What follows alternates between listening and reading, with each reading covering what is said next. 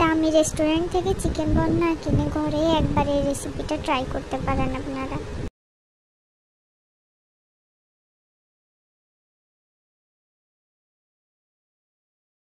খেতে অনেক মজা। ফার্স্টে কিছু পেঁয়াজ দিলাম তেলের মধ্যে, একটু সামান্য পরিমাণে রসুন দিব। রসুন দিয়ে কিছুক্ষণ ভেজে উল্টে পাল্টে নেব, পেঁয়াজগুলো একটু নরম করে নেব।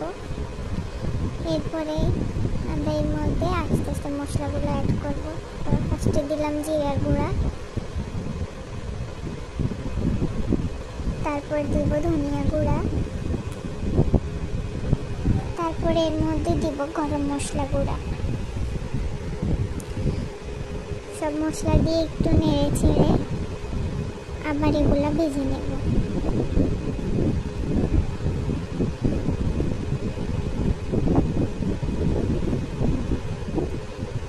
তারপরে এর মধ্যে সামান্য পরিমাণে লবণ দিব।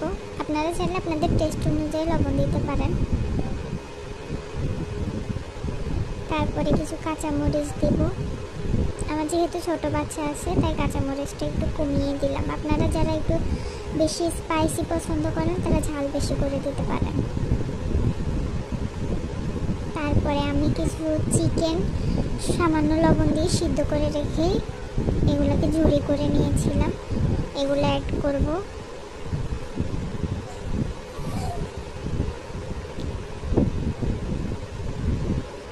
চিকেনগুলো অ্যাড করে এবার এগুলো নেড়ে চেড়ে আবার মশলার সাথে মিশিয়ে নেব ভালোভাবে।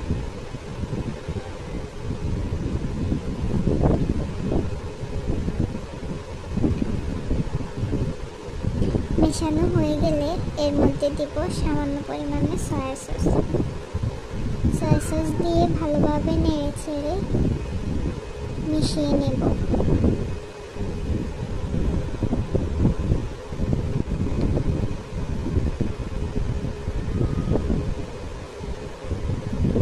এবার এর মধ্যে সামান্য পরিমাণে টমেটো কেচাপ দিব।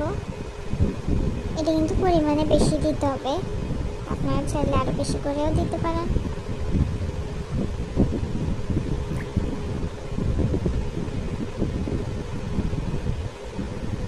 সস দিয়ে এগুলো সবগুলো ভালোভাবে মিশিয়ে আবার নেড়ে ছেড়ে দেব।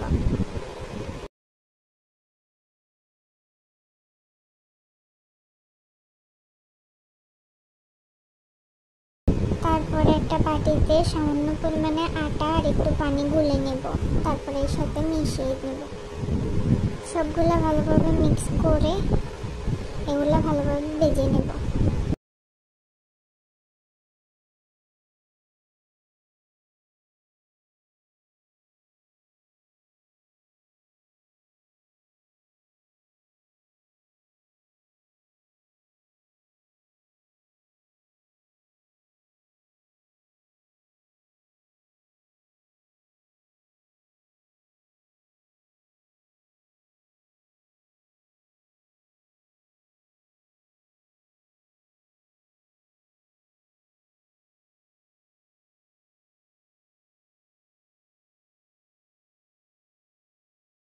ভাজা হয়ে গেলে এক সাইডে আমরা নামিয়ে রাখিয়ে দেব।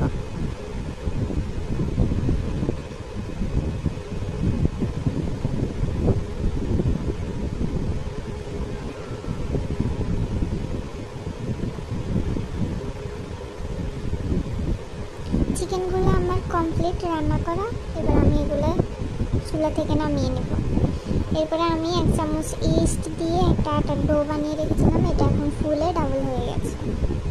এখন ভালো করে এটাকে মুথে নিয়ে একটা আটার ডো নিয়ে সুন্দর একটা রুটি বেলে নেব।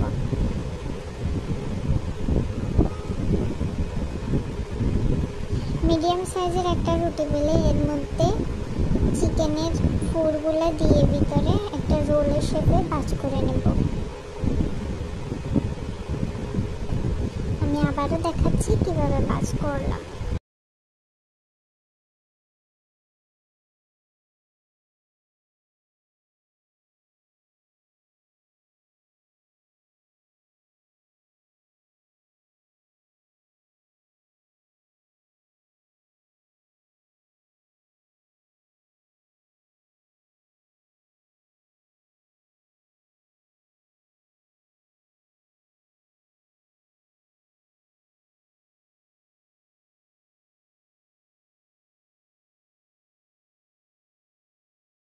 ফুলগুলো কিন্তু ভিতরে অনেক বেশি করে দিতে হবে, তাহলে খেতে মজা লাগবে। তারপর ভালোভাবে এটাকে রোল বানিয়ে